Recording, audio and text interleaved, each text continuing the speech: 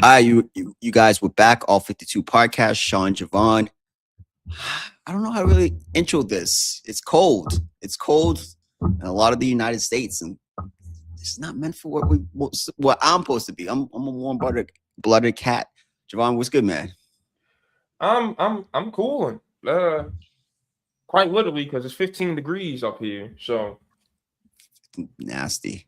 yeah. 15 degrees is crazy. But hey, at least we didn't get any parts of the blizzard, Yes. of the nor'easter. So I'm cool. They're getting something that we got like 2-3 weeks ago. So I'm a satisfied camper. Do you have to work at home? You get to work at home today, or you have to go into the office? I'm probably going to head in. I've Yeah. got nothing else to do. Okay. Well, at least that's options. So feel bad for the people who have to do things like that. And weather like that, it's cold. I mean, it ain't like I work outside. If it ain't snowing or raining, I really don't have a reason to be like, oh, the weather's keeping me in. I don't work outside. That drive, that walk to the car, that walk outside. All right, come on, Sean. Now that's spicing it. Come on.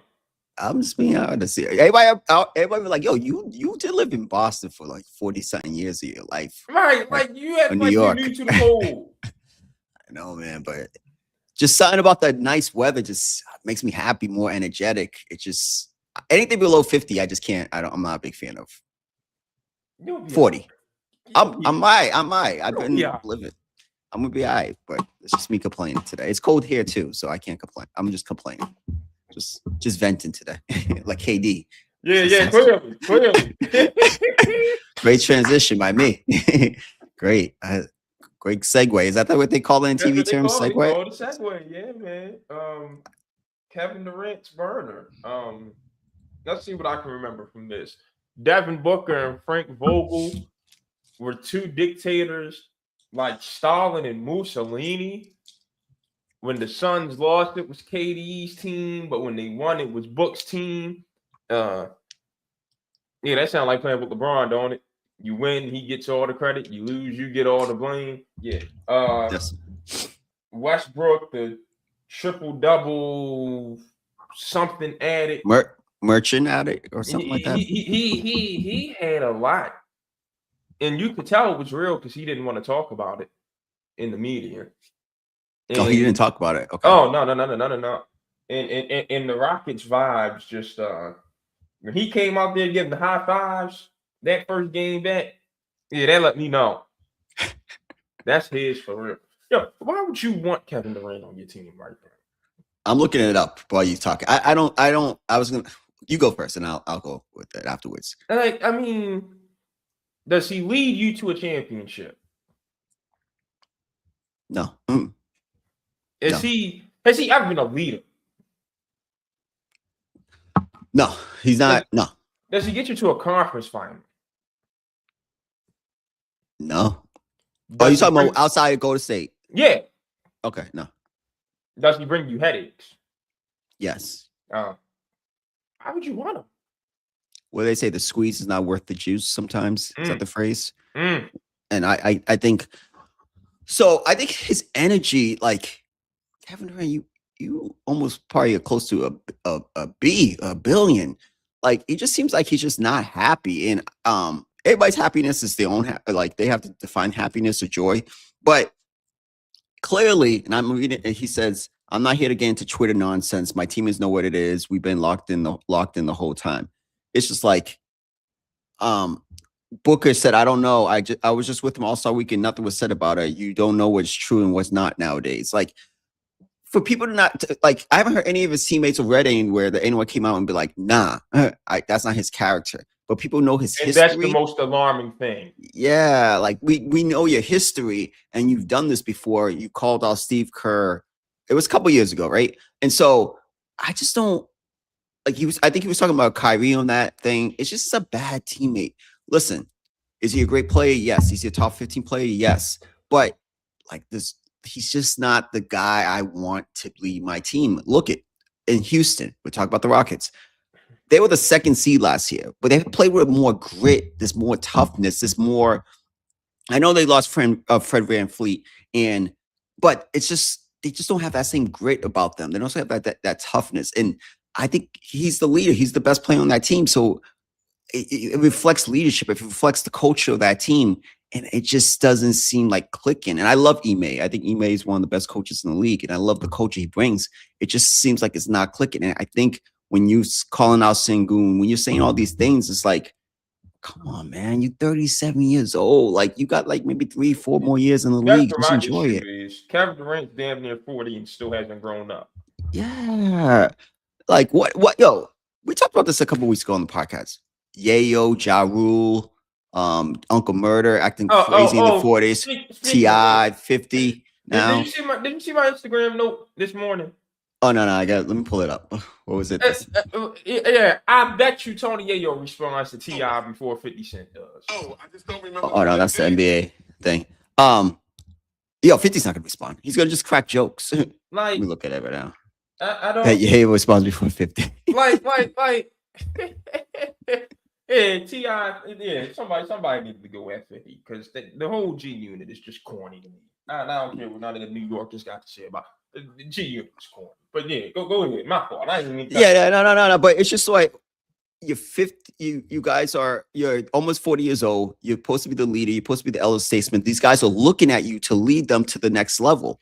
And I had the Rockets in that third. You know what San Antonio is this year? I thought that was gonna be Houston. San Antonio's leaped Houston. San Antonio's a better team than Houston. And best case scenario, they draw the Lakers in the first round and they beat the Lakers, or they face Minnesota. I might pick The bad part Minnesota. about that? Go. Of all those teams seated above the Lakers, who are the Lakers right now? Yeah. Because they got a tiebreaker against Minnesota, I want to say. Right now, yes. Yeah. So I would say the Lakers finished sixth and the Timberwolves finished fifth, right? So of all 5 teams above where I've got the Lakers finishing, Houston's the only team I think the Lakers could beat. In a 7-game series? Yeah. The Rockets struggle offensively in the end. And Thompson and Shepard are not at that level yet as playmakers. So maybe, and they struggle against perimeter guys. So maybe that's part of the reason. But I just don't believe that Lakers team. No, they can't do anything past the first round. No. They can't. They can't. But I gotta give credit for this. The Rockets are still one of the 5 best defensive teams in the league. I think they shut down the Lakers but your point is they can't score as much. I don't know. That'll be a good matchup. It'll probably definitely go 6 or 7. Yeah, I'd have to go 7, absolutely. Yeah, it'll go 7. Now I think about it. Good call. That's a great call by you. Because now I think about it.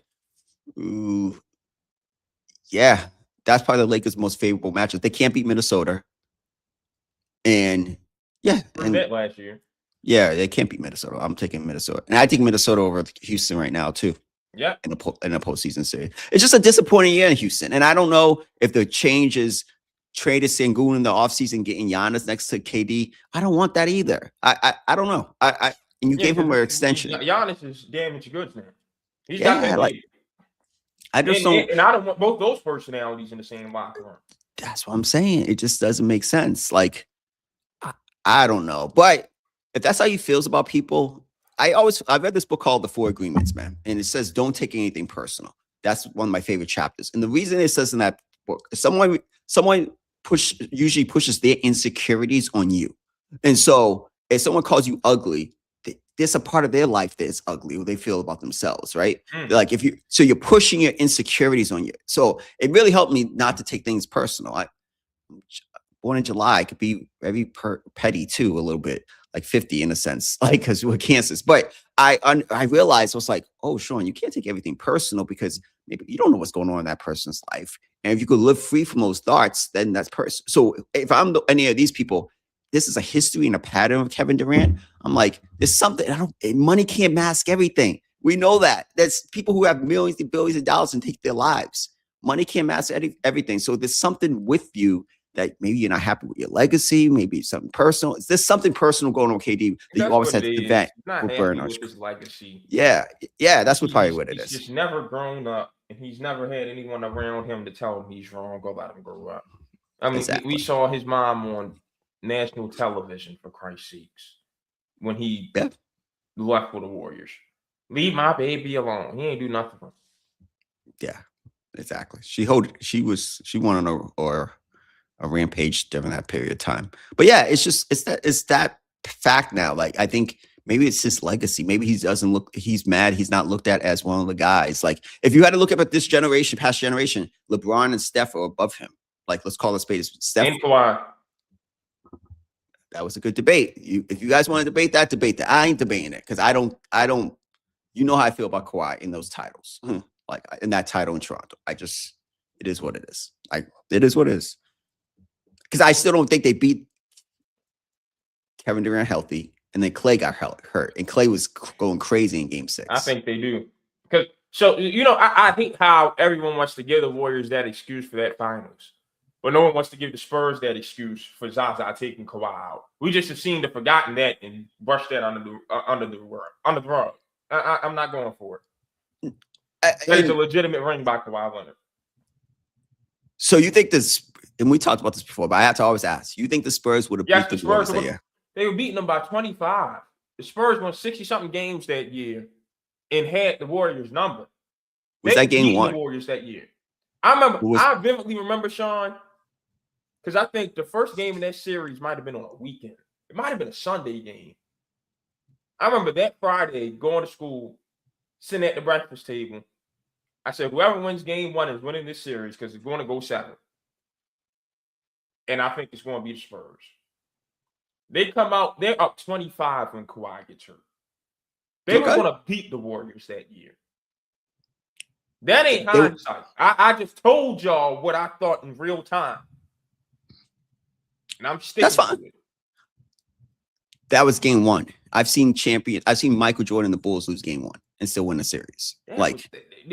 I want you one of these days to just go rewatch that game. If you just got time when you're bored this summer, go watch each regular season matchup between those teams.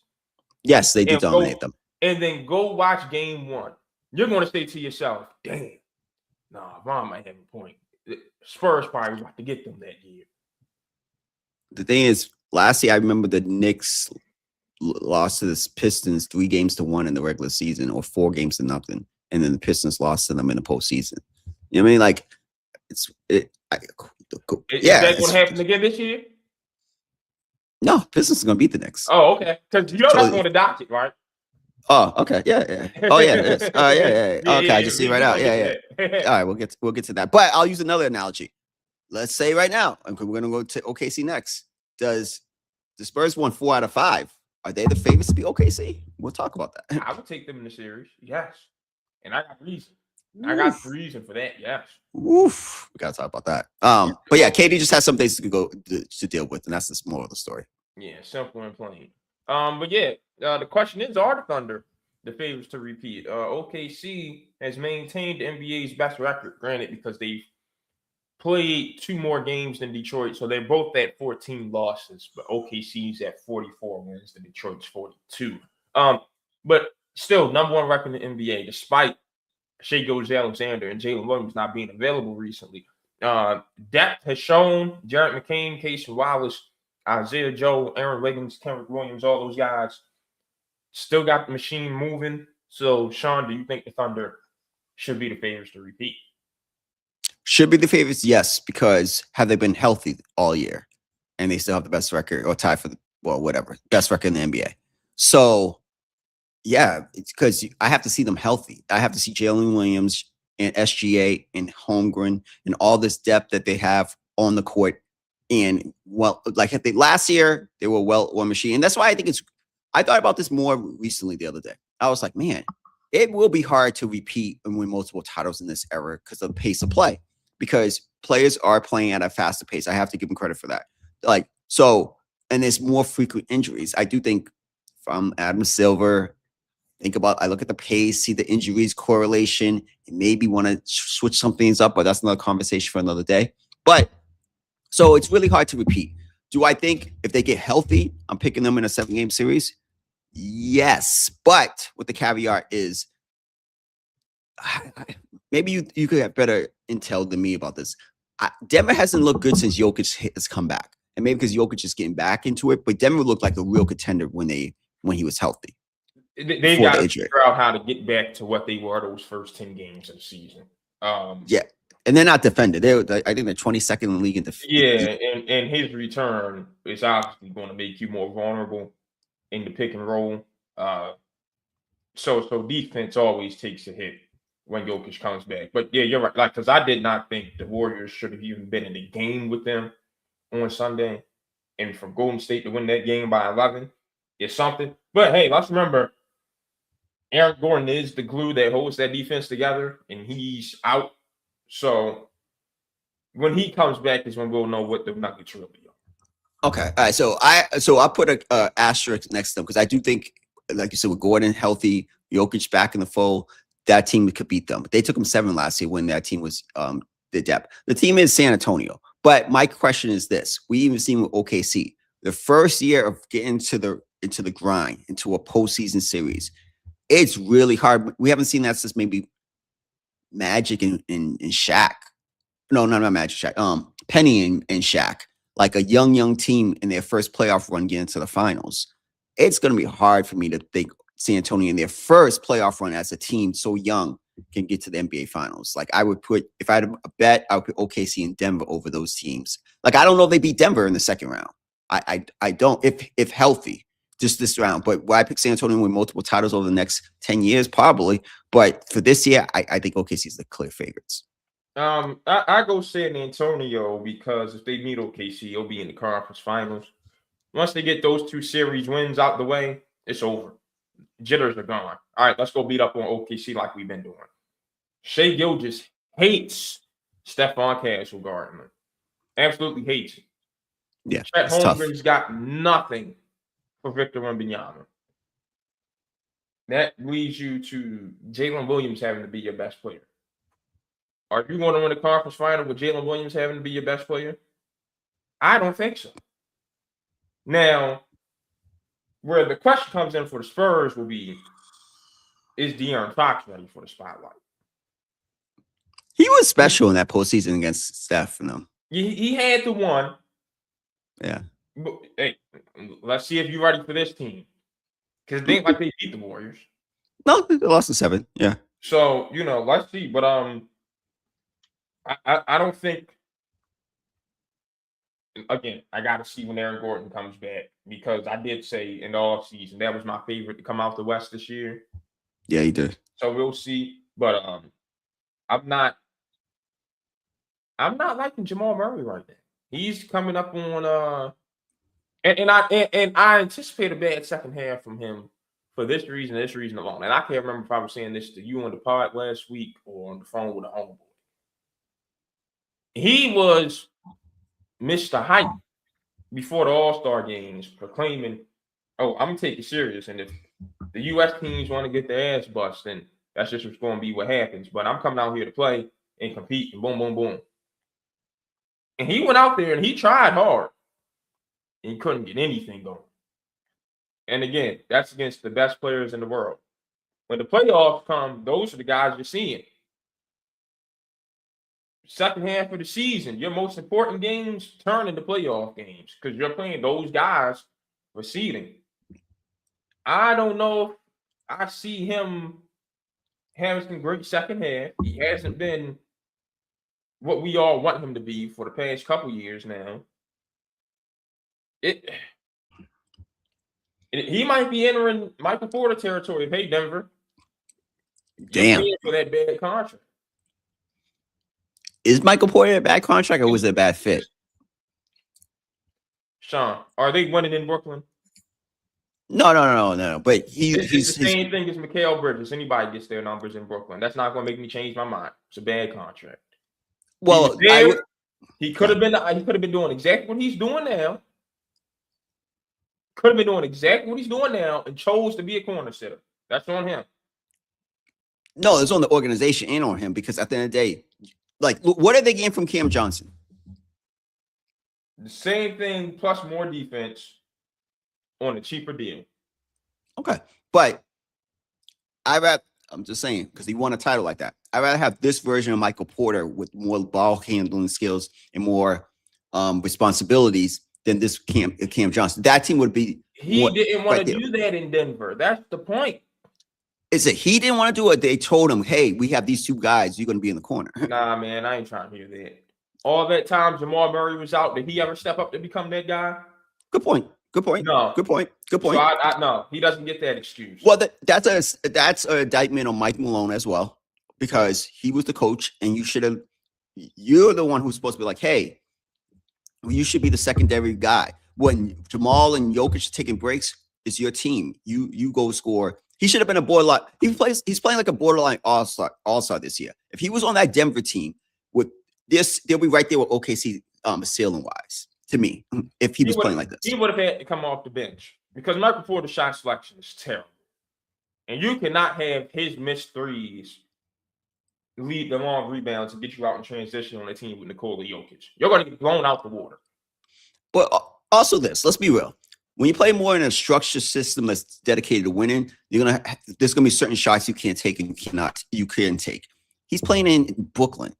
I just like the ability to dribble. He had those abilities. He was gonna be the top 5 pick in this draft. But in Denver, the best thing was they won a title, play in the corner. Now, of course, I agree. Some of those shots are bad, but he's playing for the Brooklyn Nets, who are tanking. Take whatever shots you want. This is ideal. I'm just saying if they had that form of. All I'm saying is don't expect this from him if he gets traded to some team that expects to compete. That's all I'm saying. What's Mikal Bridges with the Knicks? Yo, I forgot Mikal Bridges was with the Knicks the other day. I never liked that move, so I don't even want to argue with you. I think Michael Porter's a better. We both you got OG and you got a worse version of OG and Anunoby. Yeah, no. MPJ is a better offensive player than Mikal Bridges. That's one. And second, Mikal hasn't played defense like he used to. So what is Mikal? Mikal's a 6'7" man in an NBA team now. Huh? Just there. That's what he is. Yeah, he's just there. So he's not a great defender anymore. OG's the guy on that team. And now you're not even scoring close to, I don't know what he's average. It's not close to 20 in what he was doing in Brooklyn, 22, 23. So, hey, who's going to tell me that was a phony 20-something? You did. Go ahead and block that up. Because who did I say was next on that list, Sean? Can't remember who. He did. Trey Murphy. Oh, Trey Murphy. I remember it was last year, 2 years ago, some dumb Pelican fans are on Twitter swearing he gets to a new team, he's going to be able to go and lead them championships. And he can lead you to wins off the dribble and doing all the wiggle. Sean, this is the healthiest season Zion Williamson has had since Duke. The only injuries on that roster, for real, have been the DeJounte Murray. What's the Pelicans' record? They're 14th in the West. Second worst in the West. Y'all going to stop acting like these 3-and-Ds that go ahead and try to work out on these bad teams or something. You're not winning basketball games with Trey Murphy trying to score off the dribble. I told y'all. Now look, 14 wins. That's what Trey Murphy off the dribble got you. People need to stop. It's got to stop. I do think trade next to Luka will be amazing if I'm the Lakers. Nobody next to Luka winning nothing. Hold on, I'm looking up. Like the Lakers are ever going to win anything. Javon, chill out, by the way. This dude's played how many games this year? Oh, he's played 42. Okay. All right. So it's been all right. Come on now. We're going to say that like I'm making stuff up here. Okay. Yeah, he's played 42. Oh, damn. He's played that many games? Yes. Whoa. Is that Trey Murphy's team or Zion's team? It's Trey Murphy's according to the Pelicans. Yeah. Okay. I can't disagree with this. So you're saying Trey's overrated? Yes. All right. I think Trey, like Mikal, Trey will be the third best team player. I'm not saying if you want to put him next to Austin Reeves and to Luka as the third banana, that makes more sense to me than LeBron at this point in the career. Because he could do something that they don't do, and he could shoot the 3-ball. That's what I'm saying for fit. I'm not saying Trey is going to come there and be the second best player on the Lakers or any other team. I said they should go get Kawhi anyways, but whatever. We can stop talking about pairing people with the Lakers, period, because it's not going to mean anything. As long as Luka Doncic, Austin Reeves, and DeAndre Ayton are on one roster together. Oof. With JJ Redick coaching, it's not happening.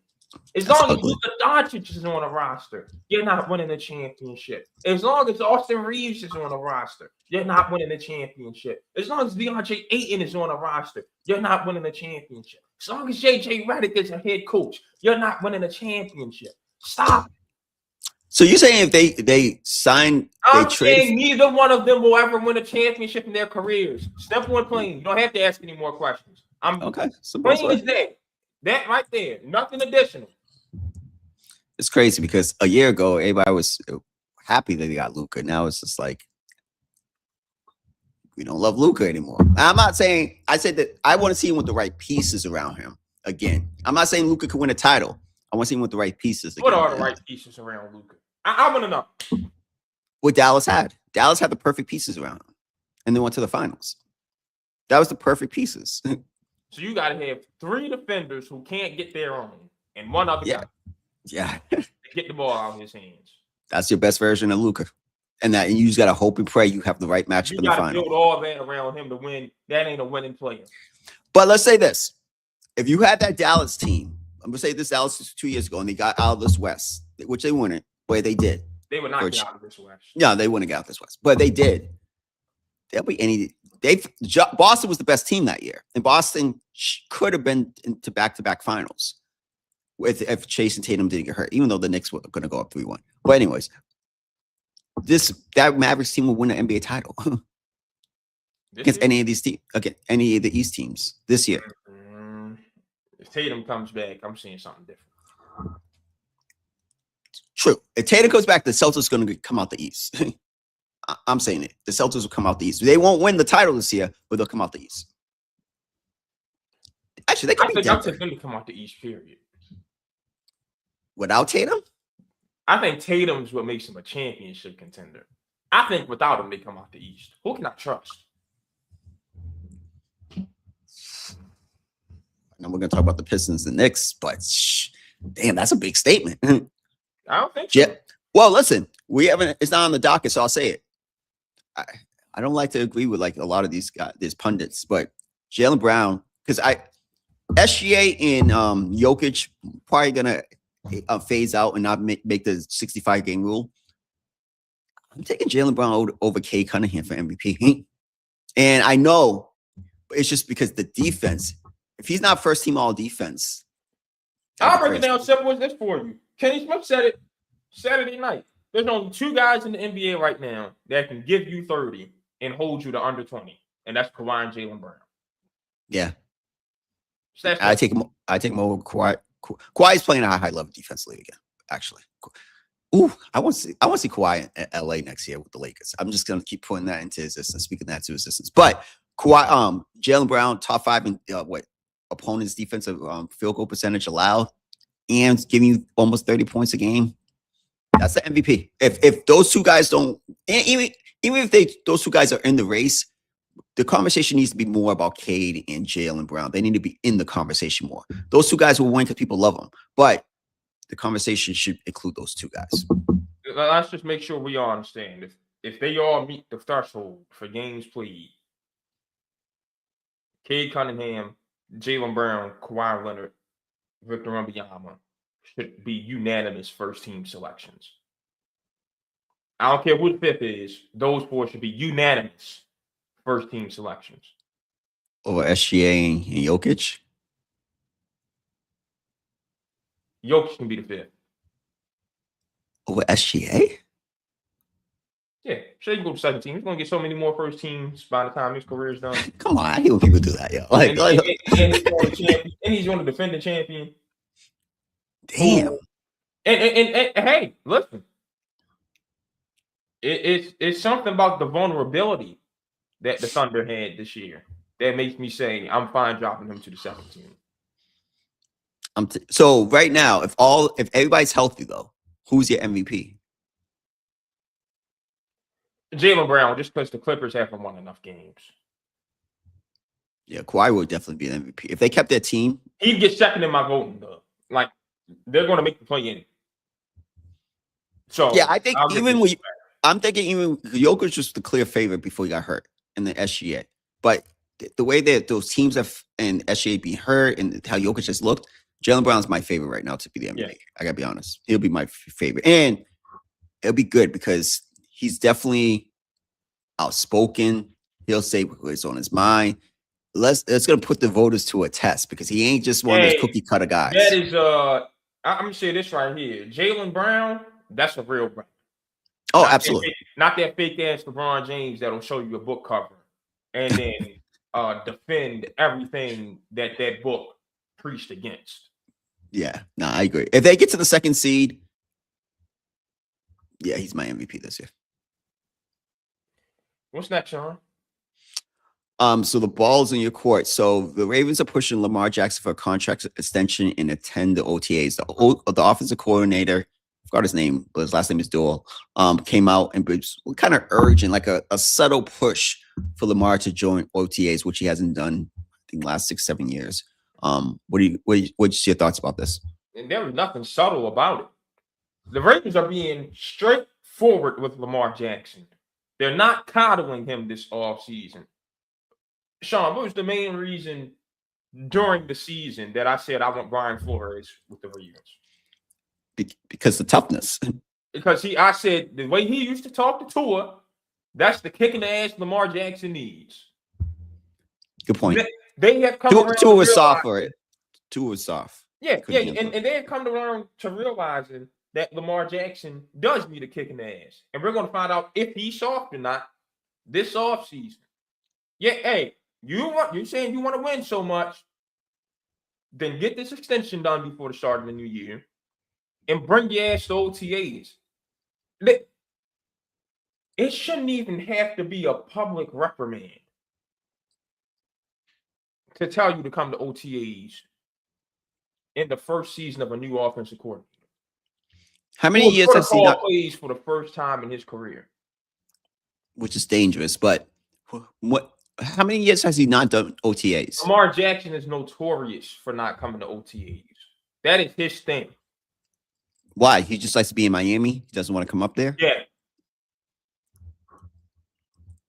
It's the first year. Yo, I always look at this way.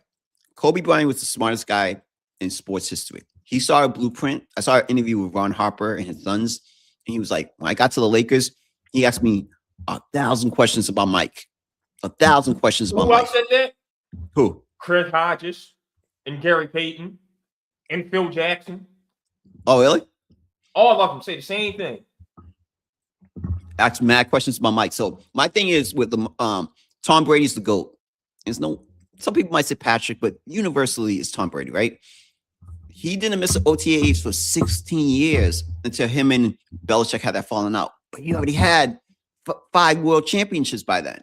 4 world championships, whatever it was. Huh? 6 before that. Come on, man. I'm following the blueprint. I'm going to OTA. It's only like a week. Isn't it just a week or two in your time? It's spring break. Yeah, and you just fly up there. It's nicer weather in Baltimore. It's doing install the whole time. And you fly back to Miami, wherever you want to be. Come on, man. I'm following what Brady did. And the only reason he stopped doing it, because he had a falling out with his coach. That was it. But he already had the rings. So if the GOAT's doing that, why am I not doing that? I don't have anything. I haven't been to a Super Bowl. I'm approaching 30. I haven't won I haven't won 2 playoff games in the same postseason of my career. But I think I got an excuse to do something that Tom Brady didn't. Doesn't make sense. Like, you got to tell me why you don't do it. Like, there's no good reason. Yeah, there's no. It's not like you have. I don't think is he married? Does he have kids? Nothing, right? This is football. Nothing. It's just football. Nah, I agree, and I like but y'all wonder why I always got something to say about it. Yeah, makes sense. It makes sense because at the end of the day, you guys gotta hold them. The 2 MVPs is not good enough anymore. The most dynamic quarterback label ever is not good enough anymore. At some point, you have Sam. Most dynamic quarterback. What did that get him? It didn't do anything. So Sam Darnold won a Super. You got to let that sink in. It wasn't just like he was a Trent Dilfer type. He won a Super Bowl, and he was productive on his way to win a Super Bowl. If I'm Lamar, if I'm Joe, if I'm Josh, the years that Mahomes don't win it, or he takes the year off, that's you guys' chance. That's a blown opportunity. I don't care what anyone says. You can't. That's a blown opportunity for those three guys. When Mahomes is not there, Lamar that's your Jackson turn. had 2 blown opportunities now. What was the other year? No, you know what? We're going to say his last 3 years have been blown opportunities. You finally had to playoffs without Mahomes this year. Yep. Didn't get it done. Last season was the worst the Chiefs have ever looked during their playoff run. Yep. Didn't get it done because you want to start off slow and turn the ball over against Buffalo. Year before that, again, Sean, how many points did that Ravens defense hold the Chiefs to? What's the 17? 17. Yeah. What do I keep saying on this podcast? About You 17. tell Joe Flacco that all he got to do is score 18 points against Brady or Manning, and he's going to the Super Bowl. He's going out and getting drunk the night before because it's going to be a light day at the office. You said drunk. Yeah. This is No, that's years of blown opportunities and you holding your team back. no, it's true. But I don't. You it's had not me. 100-yard rusher the last 2 seasons. After swearing up and down, oh, that's what you needed to beat the Chiefs. And you've gone out sad, both of you. You can't even beat Josh Allen. They haven't beat him in the postseason, right? No. So 0-2. And he's probably 500 in the regular season against Josh. And that loss last season, or the season that just passed, the Sunday Night Football opener, showed your team just ain't got it mentally. And you're that's why they had to make that change this year. It's time to step up, be a damn quarterback, be a leader of a franchise, and grow up. Take the grills out, take the shiesty off, get your ass on a plane, and go to OTAs and participate. Yeah, Simple. He needs to be. That's a 3-hour flight. He's probably flying private too. Rashad, let him take the plane back and forth. Nothing. And you want to be the highest paid player in the NFL. Then start doing your damn job. So have they, because you're obviously more in the know, have they started working on that extension yet? Because he's going to be the highest paid player in the league. I've heard stuff about Linderbaum. I've heard stuff about Likely. I ain't heard a damn thing about Lamar Jackson yet. Damn. Listen, I'll say this. There's no clear-cut favorite going into the playoff to the season next year. No clear-cut favorite. Let's see what the offseason in any conference. Any team can win the AFC and the NFC. No disrespect to Seattle, but I can make a case for the Rams going to the Super Bowl next year. You know what I mean? Like, I really can't. So there's no clear-cut favorite. Josh, Joe, and Lamar. Because I just don't want to put it all on Lamar because I understand he's probably the most talented out of those guys. He has the accolades with the 2 MVPs, but something's got to give.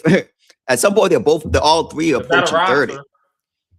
Yeah, roster. He did have the better roster the last couple of years. I don't make excuses for that year they lost because I still remember I was sitting here and I'm texting that group chat we were in at the time.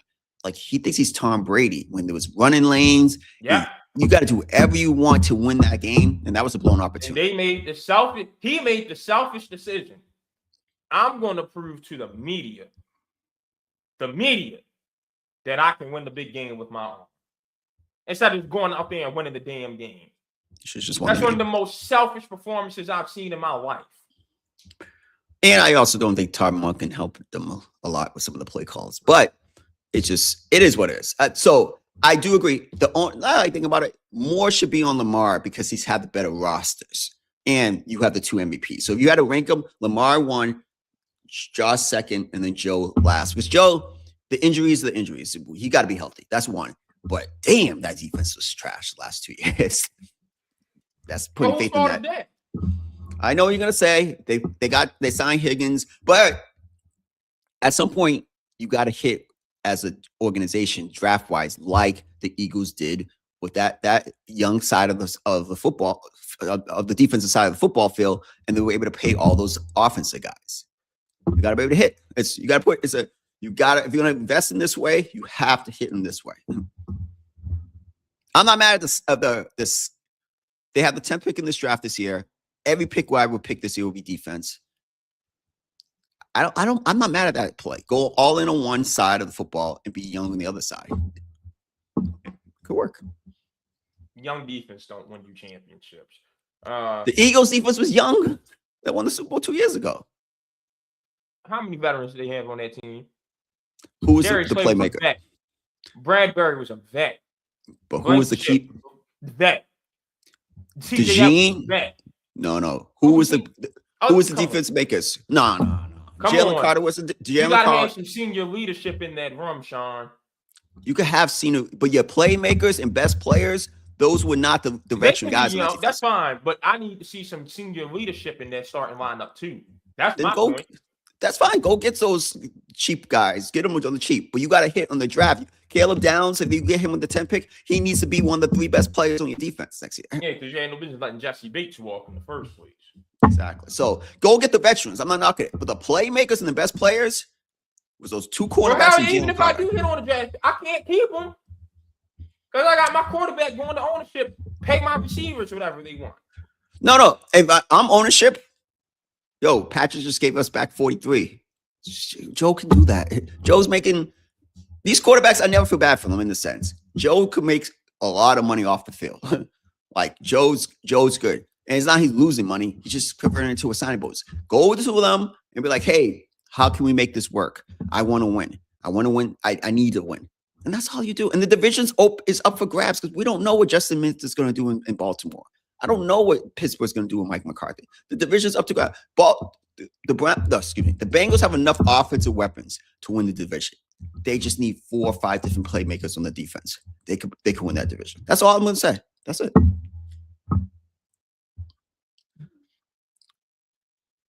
Oh, my bad. Javon just touched me. I'm pounding the table. I'm just passionate. I wouldn't go so far with the Joe Burrow thing. I didn't know I had myself on mute. If anybody can give back some money, though, it's Joe Burrow. I mean, yeah. He getting paid to sit on the sideline. He can give some money. And he pushed ownership to go get them to resign his receivers. So if that's the case, you should go and be like, yo, you did what I want. I'm going to help out the organization. We need 4 or 5 playmakers. No. These modern day athletes don't believe in one hand washing up. It's all about take, no give. No, what's funny, and this will be my last point. Not just because Brady won all those titles, but he did it the right way because his push after his career, like with the No Bull, the Fox, all that stuff, he made up all that money that he pushed to the side for. Yeah. He let go. He basically, it was like an investment. He put it, and he's getting all the money on the back end. It's a blueprint how to do it. Simple as that. He still made cheese during his career. Yeah, and that's the other thing that people act like Tom Brady was playing for cheap. No, he just wasn't the highest paid. Say, hey, convert the signing bonus if you need to. My extension comes up. I'll leave something on the table if you need it to go build the rest of my roster. Exactly. I want to win. Exactly. What the hell am I going to do? What the hell is any person going to do with $150 million anyway? Yeah, I'll take 125. 125, exactly. And I want to win. And all the opportunities he's made after his career has become because he is the GOAT and he's won a lot. I still see Joe Montana in commercials. You know what I mean? I saw Brett Favre before he won whatever happened in Mississippi, right? He was always on Wrangler and stuff 10, 15 years after his career. Aaron Rodgers will probably be the host of Jeopardy after his career. Like, you know what I'm saying? Like, the opportunities will be there. Just, if you want to win, you got to win. Like, and I see Mahomes have taken pay cuts multiple times since he's been the highest player. He's the quarterback in the NFL. Exactly. I don't know. Maybe we should stop trying to reinvent the wheel. I don't know. Good point. Sean, the Pistons have swept the Knicks this year. 3-game season series, and Detroit won by an average of 28 points in each game. It's over for the Knicks. Yeah, there ain't much to talk about because Me personally, I never put the Knicks in that conversation as the best team in the East or coming out the East. I don't like Karl Anthony Towns. I'm not an advocate of your best player being 6'1", 6'2", whatever, and not a liability on defense. Mikal Bridges, we just talked about him. What does he bring to the table? He's just a big contract. I like OG and I like Mitchell Robinson and like Josh Hart, but that's not enough to win. And you to tell me you're better than Detroit. I think Detroit plays tougher. Definitely not better than Boston because I honestly, hindsight is 2020, and Jalen Brunson was whipping. That was the first time I see Drew Holiday, and I was like, oh shoot, so he can't stay in front of him. I will give Brunson credit, but I do think the Celtics could have came back and at least made it to 7 games against the Knicks that year. And you just never know what can happen in Game 7. But you're not beating Boston if Tatum comes back healthy. They probably could beat Boston without Tatum this year. Who knows? I don't know. And I still think Philly could beat. I think they could beat the Knicks. And that's crazy for me to say. I think Philly could beat the Knicks. And then Cleveland, I don't know what happened against OKC the other night, but I do like they're a better team now with James Harden. So I'm just not a big Knick person. The Pistons, I don't see them coming out the East, but I see them beating. They're coming from blood. If they face in the playoffs, they'll win like 4 games to 1 or in 6 games. The Pistons are going to have to add another scorer before they can become a champion. But with the Knicks are so dumb because they actually, I can argue the Knicks have the pieces they need for a championship. The issue is they keep starting Karl Towns at the 5. Bro, Chuck and Shaq, again, y'all gonna stop talking about inside the NBA. Another masterclass this weekend. Shaq, hey, Cat, y'all gonna win. It's got to be because you're dominant. And Cat keep trying to respond, yeah, but as long as everybody eat, I don't care. No, Cat. That's no. You don't have the mindset. You have to be dominant. And after that exchange, Charles told Shaq, same thing, Shaq. Come on, man. Dang. He just ain't. It just ain't him. You can't force that personality in him. He ain't like us. He's like, yo, I mess with you all the time, but you are a killer. He ain't got that in him. You can't give that to him. You don't have it. Yeah. No matter how much you want to look out for your jersey guy, like you can't give him a mindset. And forget all that. It's just, again, y'all want to keep talking about this positionless basketball stuff. It don't exist. Karl Towns is a power forward. He wants to bail you out by shooting jump shots all day. You got the floor spacer. He ain't some super slow-footed dude. Put him at the 4. Mitchell Robinson is more than capable of being a starting center. One of the best rebounders in the game, one of the best shot blockers, one of the most athletic big men. Your issue is, I don't know what your issue is. Mikal Bridges getting paid too much, so you can't get a 6 man to go for it. Because the funny part is, what the Knicks' current starting lineup would be the best small ball lineup in the league. Yeah, easily. Good closing 5, or whenever you need to go on a run, spread some teams out. Best lineup for that. But when you make your everyday starting lineup, that advantage is gone. Yeah, because OG can guard 4s. Yeah. OG can guard 1 through 4. Yeah, easily. Josh Hart's a physical dude. Karl Towns floor spacing, actually rebounding this year. When he's not being soft, he can give you some rim protection. You don't have the best small ball lineup in the league, but you choose not to because this is your starting. No, next year I need Mikal gone. Period. I wouldn't be mad if you got to move Josh Hart also for another perimeter scorer. OG's going to give you some defense. Just make sure whoever you move Mikal and Hart for can play a little bit of defense themselves. And add to your bench, you're fine. Your bench is nice. I like the bench. Clarkson. Didn't they just give Vassell? It's a little small. No, Shohan. It's a little small because it's Kolek, McBride, and Clarkson. That's too small. And now they got what's the kid from the Pelicans? And Alvarado. Alvarado. Yeah, that's a small. It's That's too a small small. bench. They gotta That's small fix bench. some. They got some stuff to fix roster wise. But the I think. starting five is there. You got trade pieces to put your roster to where it actually needs to be. All this praise for Leon Rose and Worldwide West, where is it now? I need them to cash in on that and Yeah, actually turn this team into a contender. I would say this. I think that if you look at Minnesota that year, they won on the run and gone to the conference finals and lost What position was to Cat the playing? Mavericks. Power forward, exactly. And when they were losing, what was he playing? Power forward. No, I said when they were losing, what was he playing? Oh, when they lose, they're playing center. Yeah, okay. Yeah. I don't know what I'm Yeah. talking about. Yeah. I think in the better conference, by the way. Okay. Yeah, I think he has to be the natural power forward. I just don't, like, no disrespect to him, but you just could see a player and just like he ain't it. It just ain't him. He's just not him. Like, and it's getting like, and I don't know what Leon Rose, maybe relationships wise, but I like Jalen Brunson. I like Cat. I think they're good players, but I just don't think when they're your two best players that you expect to beat Boston. Because if you think about Boston's two best, they're not close to Jaylen Brown and Jason Tatum when they're healthy. No. Like, you know what I'm saying? Like, I'm taking James and Donovan Mitchell over those two guys, man. The postseason. Hey, yeah. Well, actually,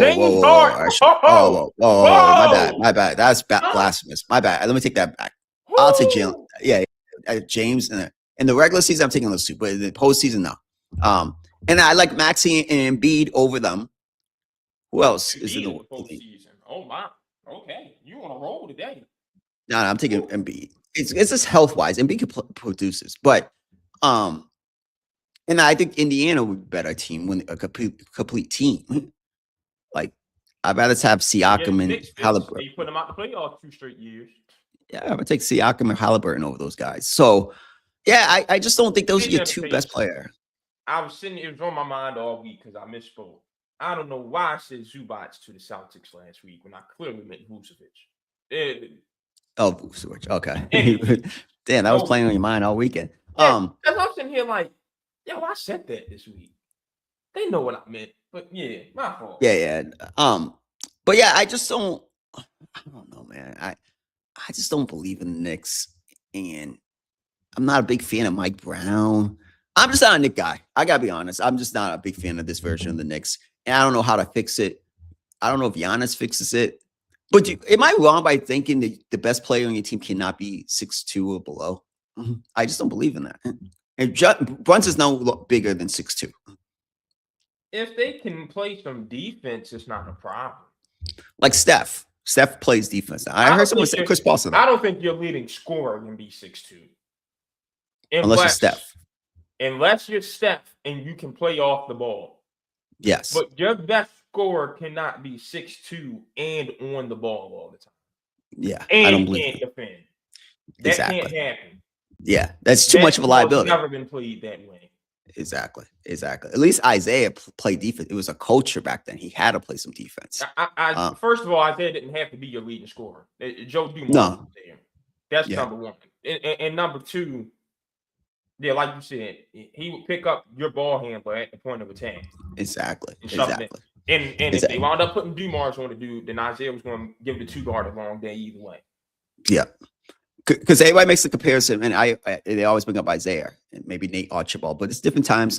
I just think the game is too spread out now that you're leaving these guys on an island, so they got to be able to be capable defenders. Even Chris Paul said it on the Melo podcast. He's like, "Yeah, Steph improved defensively," and everybody can see it. He's not a liability defensively anymore. And so, Chris Paul played defense until he got really the finals of Phoenix. Yeah, you could play defense with. You know what? For example, once Drew Holiday showed the world just post Chris Paul up, that's when his career that's when it was over. But he was older back then. But no, who's also small but plays defense? The kid from the Celtics. What's his name? Peyton Pritchard. He's not a liability defensively. Yeah. Yo. Yeah, I guess I gotta talk about that game. Yo, y'all was letting Peyton Pritchard give you the 1-2 bump fade But we supposed to keep talking about the Lakers. Austin Reeves, he's walking you down. Sean. I have not seen a series of walk downs like that since TJ McCollum gave John Morant his welcome to the NBA moment. Oh, in the postseason? I have not seen it since then. Yeah. But we're supposed to talk about the Lakers. But surely you think head coaching would step in. Hey, let's put Marcus Smart on him to shut that down. That's who you on the team for anyway. He damn sure produced for us today anyway because he's missing all his open jump shots. It looked like he with the Celtics. I mean, Celtics are the ones who drafted him. Maybe Vegas should investigate him because he had to be for the Celtics. Got a tech and everything. Okay, so maybe you think let's make Marcus Smart some type of useful and switch him on. No, Sean. Our solution, we're going to go with a lineup where LeBron James and Rui Hachimura are playing the 4 and the 5. Right. But here's the genius part. While Austin Reeves is getting beat by Peyton Pritchard. Oh, and Jacob Brady is going to be in here too as the 3. While Reeves is getting baked by Peyton Pritchard. You know what we're going to do? What? Instead of having Marcus Smart guard him, we're going to have Marcus Smart guard Nikola Vucevic. That's what the defensive strategy was. Come on, man. Come on. Yeah, nah. Honestly, hold on. I got one more thing about these sorry ass Lakers. I listened for years. JJ Redick have nothing but bad things to say about the 80s and 90s. Nothing but bad. They just tear down Jordan and build up LeBron. Then Sunday comes, you kissing Pat Riley's at.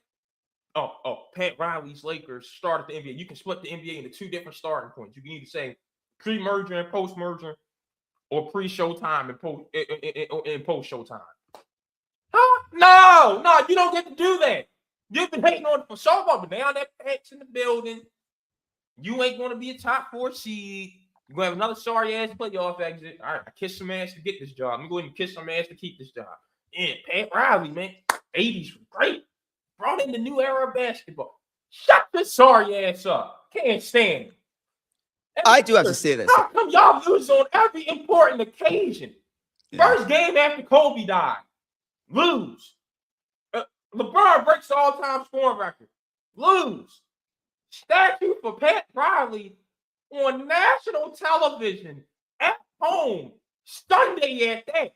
The Lakers Day. Sunday. Against the Celtics. And you don't even score 90 points with all the showtime in the building. You should be a damn ashamed of yourselves.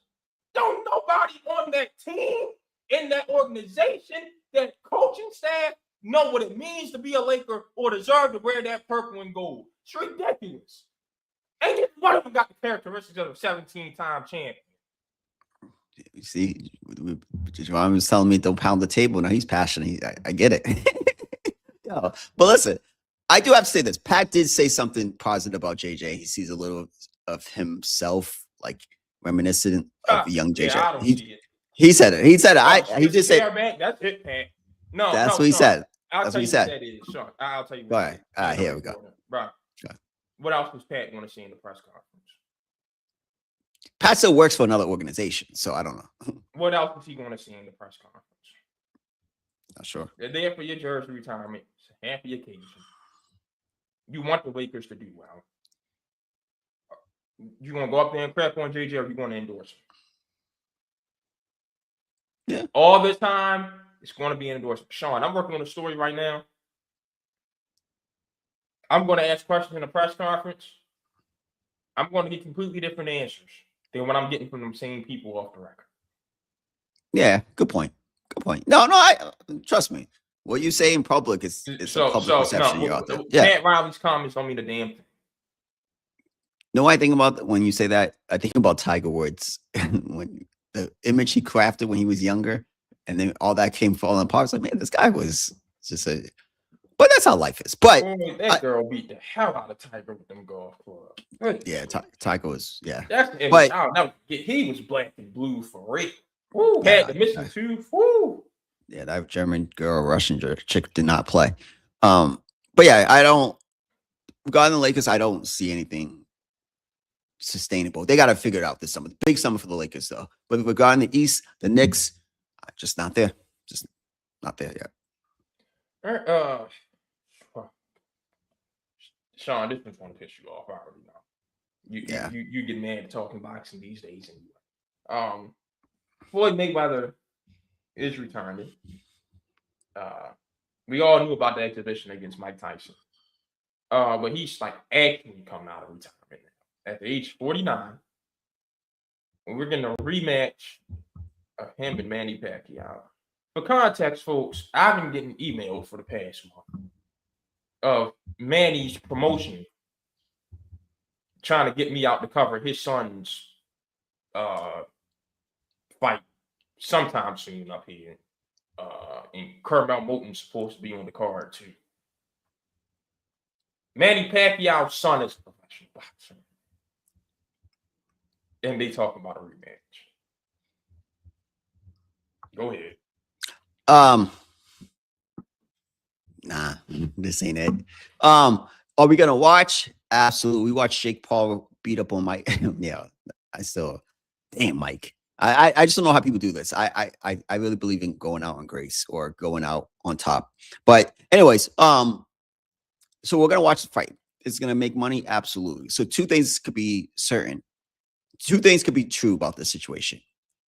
Would it generate money? Yes. Is it gonna be a good fight? No. But these guys are older guys. They're not in their prime. This fight, we seen it. Still box, but No. Come on, man. Look, the first fight was 5 years too late. This is well. So I'm glad you brought that up. Can we be honest about why that fight was late? Why? Because it was real easy. Because everybody wanted to hate on Floyd back in the day. Floyd was Randy Orton. You paid to watch him lose.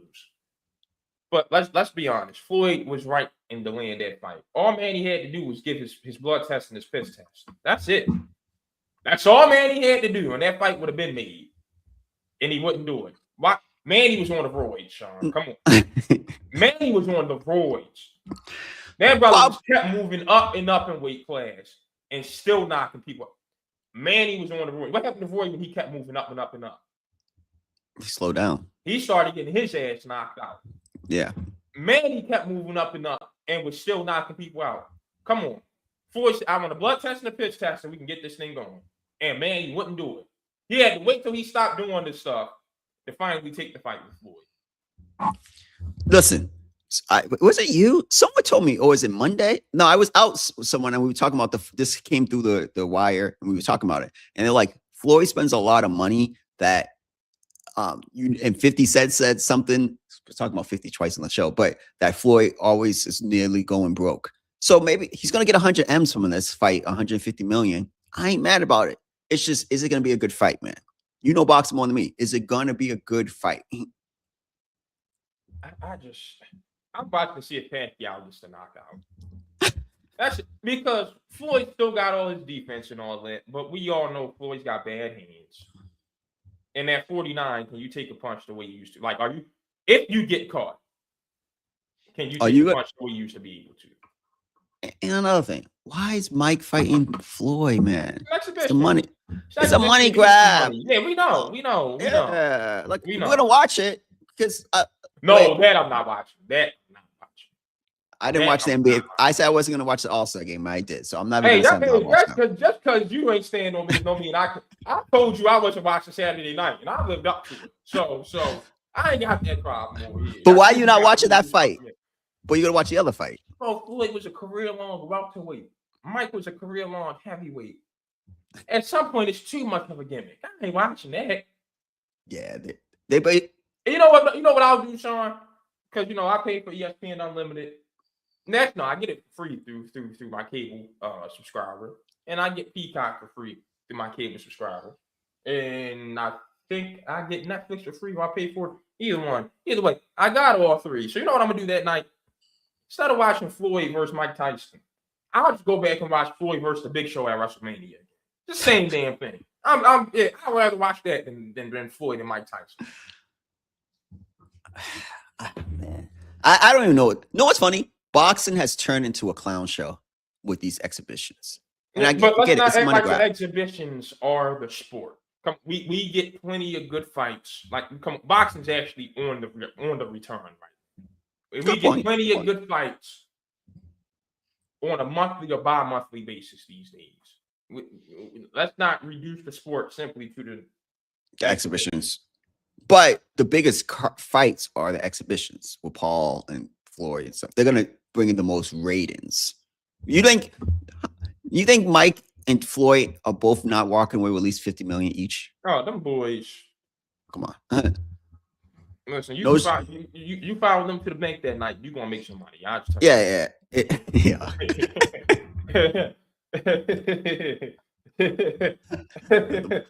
Baltimore came out of the sky right now. I never seen that. That's wild.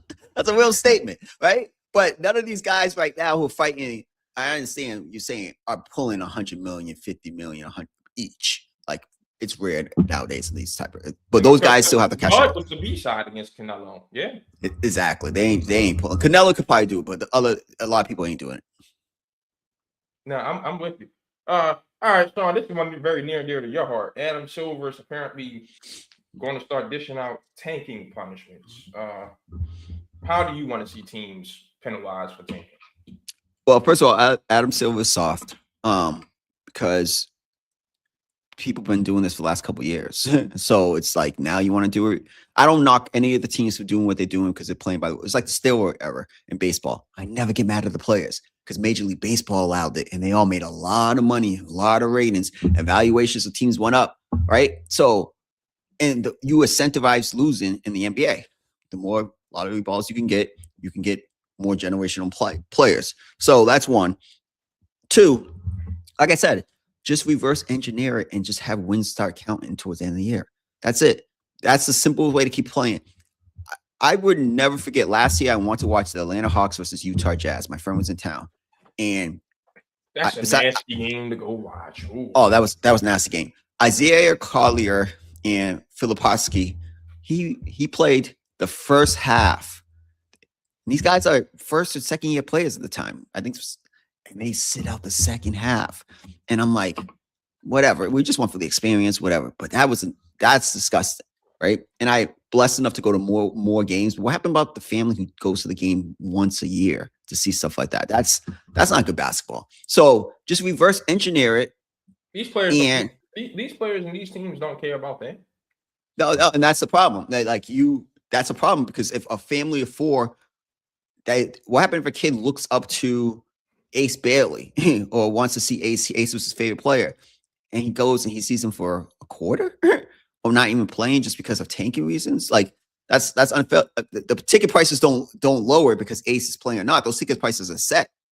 Those are or that's what the NBA should do. If this player doesn't play, you get a rebate for this, or you get a rebate for that. Then I got you right here. Charles said it this weekend. Charles had a perfect solution. He said, "I got one for you that'll make the owners give all this up." So that's what you really got to get to. You can't increase your ticket prices. Yeah. If you finish with like you said, if you go 3 straight losing seasons, you can't reach your ticket prices. Matter of fact, you might have to decrease them. Perfect. Listen, I'm the guy who say don't be in the middle, but there's right ways to do things, right? And not to F over the fans and not just put bad product on the court. Listen, this is a really good draft. This is a really, really good draft. You get landing in the top 10, you're going to be good. You're going to get a really good player, right? And so I understand why teams are tanking. And I understand, hey, I'm Utah. I'm pissed off because, like, no, man, other teams are blatantly tanking too. Like, just the Dallas Mavericks. When's the last time you seen Cooper Flag? They've lost 11 games. You know what I'm saying? Like, so 11, no, they lost 10 games in a row and they just won. Like, when's the last time? And Cooper's it's the rookie of the year. Or if you want to say Knip or whatever. But my point is, it's like, you got to do something to make it. People can lose. Again, there's nothing worse than being in the middle, but also not just being so blatant and not good for the game. Make wins count towards it. Add both of those odds, and that's how you come up with a lottery system. Simple as that. So, I'll just rehash some stuff I said last week. Just get rid of the dragonfly. Just get rid Yeah. of it. Your record terms, because you're going to be Dallas and realize there's no way we can lose enough games to catch up to the Kings. Let's just play the season. You know what kills me about tanking too? Because it seems like a way to save it. You know, the dude who smokes the layup or smokes the dunk and then acts like he's hurt. Yes. Man, we already knew you trash, bro. It's all right. We ain't got to try to do all that extra stuff. We expected it from you. That's what tanking is to me. Your team's already bad. You just sit guys to try to be like, oh, well, we were doing it on purpose. Nah, man, you put together a bad team. Yeah. You gotta try to Simple fake as that. it up. Simple Your as team that. gonna lose anyway. You don't have to try to lose.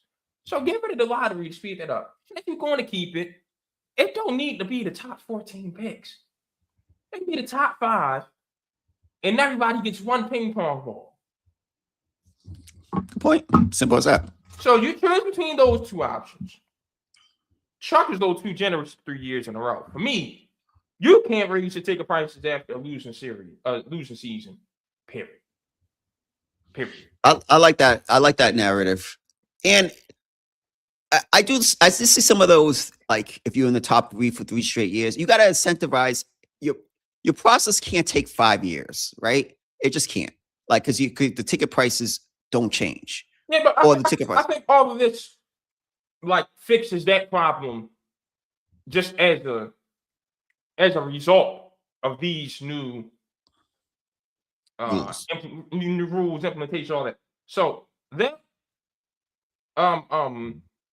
where else was I going with this? Yeah, ticket prices.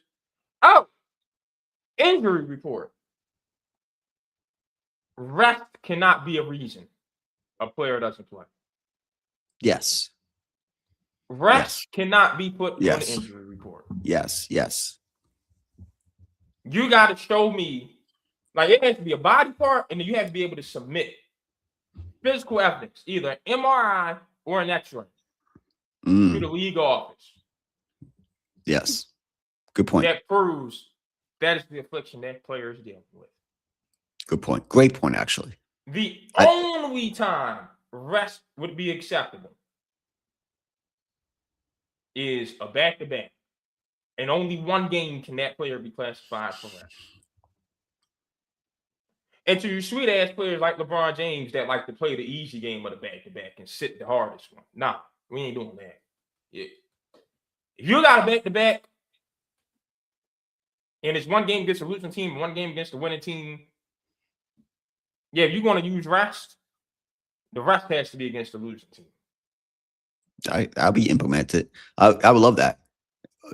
That would be a good rule. Why won't the NBA just do this? Start the season. And once you start violating that, you ain't getting fined and losing 2nd round picks. No, your 1st round pick this year gone. If the guys are soft this year and they can't do back-to-back, even though the guys in the 80s and 90s and early 2000s did a way more physical game. And a physical game, right? 4 games in 5 nights. Why won't you just eliminate back-to-backs? Push the season, start training camp earlier, start the season early, and just eliminate back-to-backs. They don't like to compete with the NFL. And that's your problem. That's your problem. But here's my thing. The NFL's 2 weeknights and college football is Saturday. You can't take a stranglehold of Tuesday, Wednesday, and Friday? Hold on. And again, the NFL ain't even on television on Thursday night. It's on streaming. Yeah, but it's the biggest streamer. No, man. You got Tuesday through Friday to do your thing. The thing is, let's keep it real. Why does baseball and NBA at the beginning of the season really don't capture our attention? The games are kind of meaningless. Like, no, it factors at the end. No, I'm not saying things. It's just what it is. Silver come out and say, fans ain't gotta watch our games. They can watch the highlights. And I gotta be honest, when it's October, November, and it's football season, college football season, I'm watching most of the highlights. but Sean, I need something to do Tuesday, Wednesday, and Friday. Maybe not Friday, especially me, because I'm traveling Fridays. And then I'm probably out south seeing. It's like, no, Because I go to sports bars Friday nights when I'm traveling. So I need something to watch. We need something to watch Tuesday, Wednesday, and Friday night. That's fine, but nothing's going to, what my point is, if you started early and you don't want to compete with the NFL, nothing's going to change the fact October, November, December, the NFL is king. January, the NBA's not. But you're talking about 4 days. 4 days. You got 3 days out the week to make up the ratings. So you're saying Tuesday, Wednesday, and Friday, sometimes it's college football.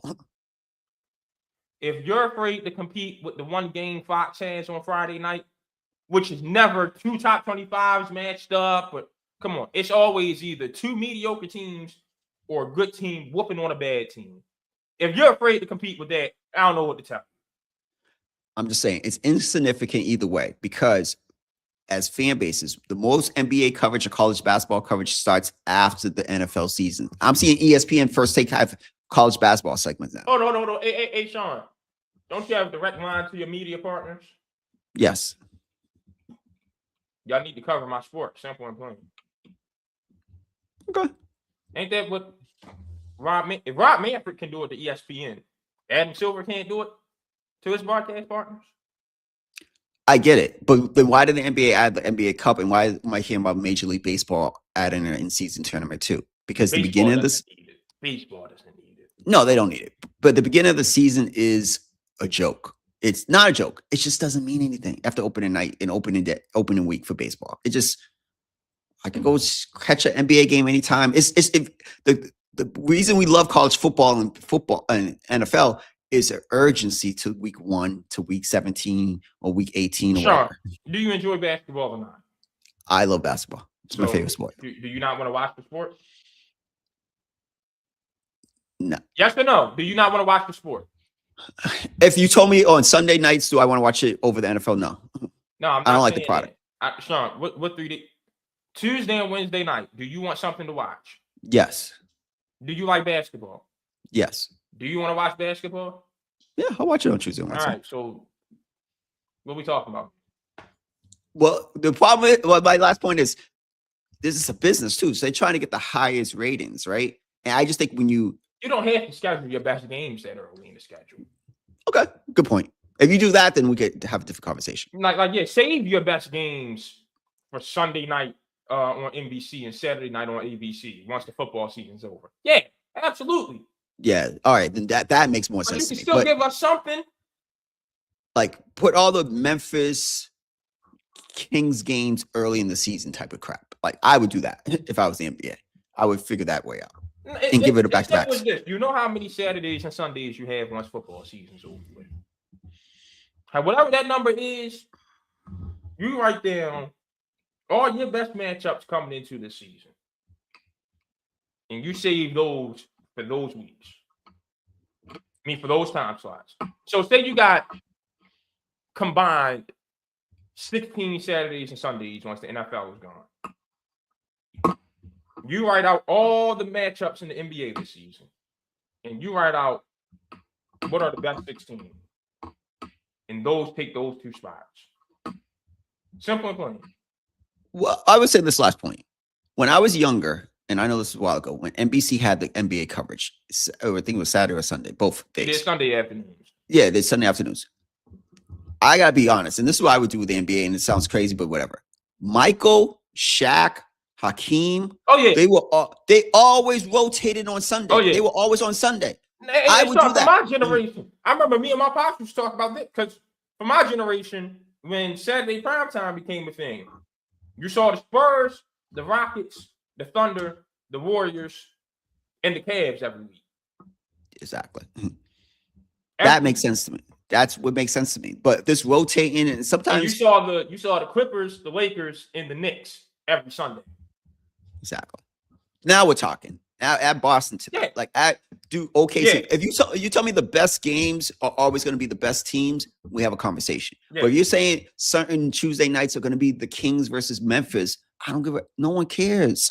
It's a waste of time. So that's the NFL. And let's get some flex scheduling in the NBA. Yes, do that. You do not need to keep the. Listen, come on, it's too many games, too many nights where I'm seeing the best games are on League Pass because y'all sticking to the schedule that you chose before the year. Let NBC and ABC swap these games Yeah, simple as that. And like any night of the week. I think what some of these leagues is self acknowledgement, self reflection, looking at yourself in the mirror and be like, hey, we're not the NFL. We can't afford on a Monday night in NBC Peacock. We having the Pistons versus the Grizzlies or the Pistons versus someone. I don't think that makes sense on those times, those slots. Everybody needs to have a nighttime game. No, they don't. That's not how it works. The best teams get the best slots Thank because you. they're the best teams. Thank you. If you work it, at one point, Hey, why Sacramento did was we a have the really Lakers and Mavericks on Saturday prime time a couple weeks ago? exactly Didn't my need it. point. I didn't watch. Did I turn the game on? No, I didn't give a f No, about I that. didn't. Like I didn't turn that it's, game off for 1 second. exactly. So my point is, if you want to do that with the way you're saying, schedule the best players in the best games. That's it. Simple as that. All right, Sean, the selection committee released its top 16 on Sunday. Let's talk about it. Who's the Houston was 16? left off the one line, which was I thought deserving. So the ones, let's just go in order. The ones were Michigan, Duke, Arizona, and Iowa State. The twos, oh golly, I messed up. The twos, Houston, Illinois, Purdue, and Connecticut. The threes, Florida, Kansas, Gonzaga, and Nebraska. And the fours, Virginia, Vanderbilt, Michigan State, and Texas Tech. Don't disagree with the first two at all. The first two lines, actually, the first three lines, because Kansas, they did lose to Cincinnati the other day, but they got their shake back last night. Yeah, they beat Houston last night. Very impressive win, actually. And blowout win. Peterson played basically a lot of the game. So that's a good start. I can't lie. I'm thinking about, you just read it to me. I didn't see it or hear it till today right now. I'm not mad about it. I like the list. I like the top 16. I'm concerned about Houston right now. They're losing their best games to their best opponents. And Calvin Sampson knows exactly what's wrong with this team. And teams are taking advantage of it. He went up on the podium. He's like, hey, we don't have that inside presence we can throw it to. So we rely on jump shooting. If that's the case, we're going to have to hit shots. We're going to have to defend. And living and dying by jumpers is a dangerous thing. And this Houston team is not the defense we're used to seeing. So I'm concerned about the Cougars. I thought they were a national championship contender at one point. That's out the window. Dan Hurley says he's figured out what was wrong with UConn the last 2 weeks. I tend to believe him when he says that. He had the answer too. He said he's handling his bench the wrong way. So we'll see how that goes. But I mean, I think the one line is right. Michigan, Duke, Arizona, and Iowa State. I'm with it. I think Illinois should be the highest seeded on the 2 line. I think Purdue's on the 2 line. I'm gonna be honest with you though, Sean. I think either Houston or UConn. I say Houston. I think Houston has to drop for Florida after this weekend's happenings. Florida would be on the 2 line for me, and Houston would fall to the 3. Well, Houston naturally has to fall because they're on a losing streak, right? Yeah. So and they lost. Those opponents were good opponents, but you can't be on it's a 3-game losing streak now. Yeah. Is it 3? Yeah, I mean, it's just you just can't do that. So naturally, you should drop down to 3. But overall, in the top 16, are they still one of the 16 best teams in the country? Absolutely. Yes. But I do agree with you with this. I didn't see Sampson's. I went to bed right afterwards. Press conference. No, this was before the game. I think this might have been Sunday. He said it. Oh, okay. My concern with them is Fleming's is special. He's going to be a top 10 pick, but they struggle to get easy baskets. Yes. And that's what I watched this. I've been watching a lot. Nobody creating gravity inside. That was his whole thing. Yeah. Yeah. No, they struggle, and it's not like they're up and down Alabama teams, fast pace. No, they're not that type of style. So when you struggle in the half court to get baskets, it's going to be hard in the tournament because it's not like these are knockdown shooters. Like any of them you say are really good shooters. No. So that's my problem with Houston. But you know what team I really like this year? I like UConn. I really do like UConn. but it's gonna be a great year. I don't have the top 4 are the best teams in the country going into this year in the tournament, and I might pick all 4 to go there, but we'll see. In Michigan, shout out to Duke. Duke's physicality was really good on Yeah. Sunday. I got to give him credit. Saturday, excuse me. Dropping Vanderbilt out for St. John's, by the way. I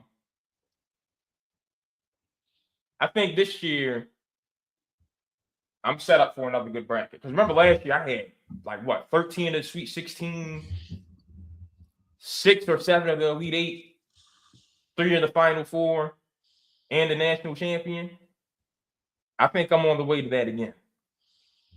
This bracket for the first 2 weekends won't be super difficult. Well, the first 2 rounds, excuse me. The first weekend will not be super difficult to fill out. Because there are a lot of contenders. Like Louisville, that game last night disgusted me. And I don't know how they lost that game to Carolina without Caleb Wilson. Pat Kelsey's team is not what I thought it was going to be this year. That was a foul when Brown drove the basket and he got bumped, by the way. But they still lost, but that was a foul. That game shouldn't even been close. That's no, it shouldn't. Yeah, but that was a foul. Like, just I look at the top 25, I'm just not impressed by a lot of teams. Like, I know Michigan State can be had. No faith in Bama, no faith in Carolina, no faith in Brigham Young, no faith in Arkansas. I'm gonna leave Miami alone because I love what they're doing this year, and I'm not saying anything bad about them because they need all the press they can get. No Tennessee can be had, no St. Louis can be had, no Louisville can be had, no Vanderbilt can be had. Like outside the top 10, outside the top 16, I really don't have much of a fear of anyone. Yeah, the cream is the cream of the crop is this year, and one the cream has risen to the top. Yeah, yeah. So like, we didn't really have any Cinderellas last year, right? No, I can see that. I agree with you. I can see it being because remember the people who don't watch college basketball, those on First Take, took Shannon Sharp and Stephen A. made the whole daggone next week of First Take about NIL's run in the NCAA tournament. There's no upsets. There's no Cinderellas. And boom, boom, boom. Y'all don't watch no college basketball. And now all of a sudden y'all can shut up. We had a good tournament last year. We had a very good tournament last year. We had a really good tournament last year. Like, I'm not an advocate of that, the whole NIL ruin the tournament. No, it's one game. Like, it's 1 year.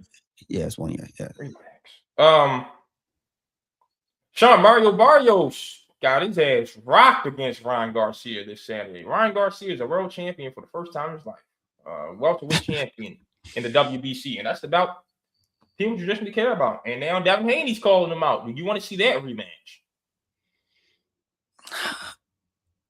What I want to see as a casual talking his stuff to Andre Ward about it. It makes sense because they'll get a casual like myself to watch. So like, if Garcia, I didn't see the Garcia fight, I just saw it online afterwards and saw that he whipped on his opponent. But I do think that if you want a casual, yes, because now he's the champion, the history between those two, it makes sense. If it's just WWE, you don't think Vince is going to put that at WrestleMania or whoever, Triple H, it's going to be at WrestleMania. So yeah, I'm all for it. Yeah, the Haney swear Garcia beat him because he was on the juice. Let's get a clean testing pool this time. There's no weight bullying. Run the rematch. Let's see if Simple as that. And if Haney wins, now you got a trilogy on your hand between 2 world champions in the same weight class. You got a unification bout right here, period, for the rematch. Yeah, that'd be crazy. So, hey, make it happen. Y'all don't need to fight nobody else in between. What's this, February? That fight needs to be no later than August. Labor Day weekend. No, I don't want to. I don't. Yeah, all right, because the main event. All right, yeah, it's because as a promoter, you don't care if people watch the whole card. You just care if they tune in time for the main event. It still counts towards your viewership. So, I mean, check the college football schedule. If there's no good late game, Labor Day weekend, then go ahead. But even then, they got it now because it's Mountain West after dark when these late. But the main event don't start till midnight these days anyway. Yeah, What? yeah, go Why is ahead. that, Go by the aheid. way? You know boxing more than me. Why is the fights at 11:30, 12 o'clock? Because when The West Coast? they be in Vegas, Oh, okay, okay. you 9 know, you o'clock. got Yeah. Okay. the main card start at 10. That's 7 o'clock out there. You know, so Got it. Got yeah. it. Got it. Got it. Got it. And Makes then sense. you got some fights that's overseas now. Yeah, which is crazy. All right. Got trouble in Baltimore, Sean. The middle infield is well, what I think should be the middle infield, but it's not. Jordan Westberg and Jackson Holliday both on the IL. Holliday's got a broken hamate bone. And Westberg is trying to work his way back into the lineup. Your thoughts? Did spring training start last week? It's clearly, yeah. Westberg's got an elbow injury. Yes, he's got a UCL tear. Yeah, but he's not getting Tommy John. Ugh, I don't like that because I remember. Well, Judge had a good second half for the year. You can't play third base for me with no damn torn UCL. And I keep saying he should belong at second base anyway. This is divine intervention. I'm trying. Yeah. Sean, we gotta come up with about $5-6 billion. That's it. That's it. We could definitely get a baseball team for like less than 5. Oh boy, so, listen, we get 5. We wind up with $6 billion. We're gonna have some change left over after buying a baseball team. Oh yeah, absolutely. We can buy the Rockies, and you know what? The Rockies, Sean. You know what's crazy? We could make the Rockies a free agent destination because what's the one thing that's appealing about playing for Colorado? Aspen, Colorado, skiing. No. You're gonna hit home runs. But you won't. We couldn't attract any pitcher. I'll tell you straight like this. Hey, we're gonna move the balls back because the ball travels anyway. So the hitters won't even be worried about that. They're gonna think altitude, ball travels, boom. For the pitchers, hey, we're moving the ball back, and I'll tell you this right here. We trying to pay you because we think you're one of them guys. If you're really one of them guys, these batters won't even make contact with your pitchers. So you tell us what we doing. Yeah, that team. If I was to be the ownership, I would have a mandate. What's his name? The GM now, the poster or whatever his name is. The Dodgers guy. Is he one of the organization now? The Lions running the organization. No, I'm talking about in Colorado. Oh, for the Rockies. What was his name? He went to Cleveland. He's probably Moneyball. I forgot his name. Warren Schaefer's the man. Josh Burns is the general manager. Yeah. From Dodgers. Yeah. Josh Burns. Yeah. So I would say you need to just strike out pitchers for that organization. But for Baltimore, I would say that it's not a good sign, but it's still really early. When's the first game? March? End of March this year? I think spring for opening night. But not a good sign for you guys to start off, and especially with the UCL. I don't even see how guys don't just get the surgery right away. Like, it doesn't affect you hitting, but I would get that surgery right away because it's just why not? You got to play second this year, which means move Gunner to third and Holiday to short, like I've been saying. But I know nothing. Holiday's a better defender than Gunner, right? He's coming up. He's got some growth to make, but I mean, you brought him up to be a special defender. Let him be there. Okay. But we'll see what Kobe Mayo can do at third, apparently, and because apparently they want to keep Gunner at short. So I think it's going to be Kobe Mayo at third and Blaze Alexander, the new acquisition from where they getting from Arizona, I think, and second. So we'll see. No, it wasn't Arizona. It wasn't Arizona. But still.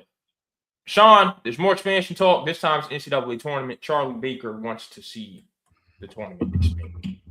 How much? How many? Like 100 teams? Every team gets in? Maybe 72. Who knows? Like, just keep it like it is. Like, I understand it's a money grab, but forget expansion talk. You have so much to worry about fixing the whole system, ecosystem. Why are we talking about expansion? If I'm him, I'm calling Trump every day. I'm calling whoever every day. I need help. I need help to fix the system. Forget the expansion. I don't even want to talk about expansion. Fix the system. The system's crazy right now. And I was player empowerment guy, but not anymore. It's too much. It's too much. I just think it's gone to left field. So why are we talking expansion? Go to Congress, be in Washington every single day. And again, Baker was the governor in Massachusetts when I lived there. He did an amazing job. Yeah, well, he ain't doing an amazing job in this He's not. game. So. But I think it's good. To be honest with you, I think it's tough for anyone to be in this game because they're afraid of getting sued. You got the courts ain't helping you out. That's the real issue. That's what you need to go to Congress for, because the judicial branch is bending you over backwards right now. Exactly. So if you keep doing that, you're not going to win. You're not going to be able to win. So you got to go focus on getting Congress involved, getting some legislation over there, and changing the culture back to make it. It's never going to go back to what it was, collegiate sports. But we need some rules and regulations to make this work. Simple as that. All right. Let's see what I got before we get out of here. Yeah. If your sympathy isn't with Michael B. Jordan and Delroy Lindo right now, then bite me. Because I ain't buying it to right. But why is that word on your mind in the first place? That's what you holler out. So stop it. And Josh Pate, did you think you were not going to get backlash for having Trump on your podcast? And then it was just 10 minutes of worthless nothing at that. Who's Josh Pate? Who's that? He's supposed to be the biggest college football podcaster in the world right now. Oh, the ball-headed guys on ESPN. The ball. Yeah, right. Okay. Oh yeah. I know. I just saw him start seeing him on ESPN this year, but I seen him a lot on ESPN. Yeah, that's their thing. They're starting to bring outside content creators in to help boost their ratings. Okay. So he blew up his podcast outside of ESPN. Then he came on ESPN. Okay. I never knew that the backstory. I don't see what makes his podcast so great, but I don't know. The only thing I would say, speaking in the whole broadcasting terms and stuff like that, and I said in the chat, Mike Tirico is on a crazy run right now. Like I'm glad Mike's getting his flowers. Yeah, and like he's doing really well. And I love that speech after the U.S. hockey. Shout out to U.S. hockey. I actually watched that game. That was dope. Got that take back. Yeah. Lost four nations last year. Came back with that gold medal. That was dope. Hughes and Connor Hellebuck. You just made yourself legends. Congratulations to the hockey. That was dope. But Tirico's killing it, and like NBC was like, "Yo, that's gonna be our guy. He's everywhere. He's everywhere." Didn't it just feel right hearing Kenny Albert call hockey on NBC? Oh man, that was amazing. That's just what I know from when I was born. That's my generation of hockey. Kenny Albert on NBC. Listen, NBC's. I think I missed out on Gary Thorne on ESPN, but it's cool. Gary Thorne was dope. I had Gary Thorne calling the Orioles. Back, home run. Oh, good days, man. I miss my boy Gary. Oh, Gary was a legend. Like, is a legend. Excuse me. But yeah, NBC Sports is doing well. Like because on the game baseball this year again too. Yeah, Sunday night baseball. So Sunday night. Anthony Rizzo and I forgot who's going to be the third one. But yeah. So Kershaw, Rizzo, and so on. Yeah. Impressive. They're on a heater right now at NBC. But Tirico is the guy. And they gotta do something to make up for the money Peacock be losing. Oh, Peacock ain't hitting like that. Oh, Peacock has been in the red. I'm talking so red it's damn near purple. We go to Peacock just for football and basketball games. Like, I don't know why. Like, I think everybody wants their version of Prime, but Amazon is just, we use Amazon for everything. I use Amazon for everything, man. Like, I can't remember the last time I go to a grocery store. Like, it's just what it is. So I think it's hard to compete with something like that. I only watch Prime. I only use Peacock for entertainment. It doesn't. And so when you go into Amazon, oh, there's a game tonight. It's a daily thing. I ain't checking my Amazon on a daily basis. I ain't got that much stuff to buy. So, Mr. Money Man, you got it. Go ahead, break me off some change. No, we're gonna have to get back to betting. That's how we're gonna get our money up. Football season. All right, well, that's all we got. We'll be back next week. See you. All right.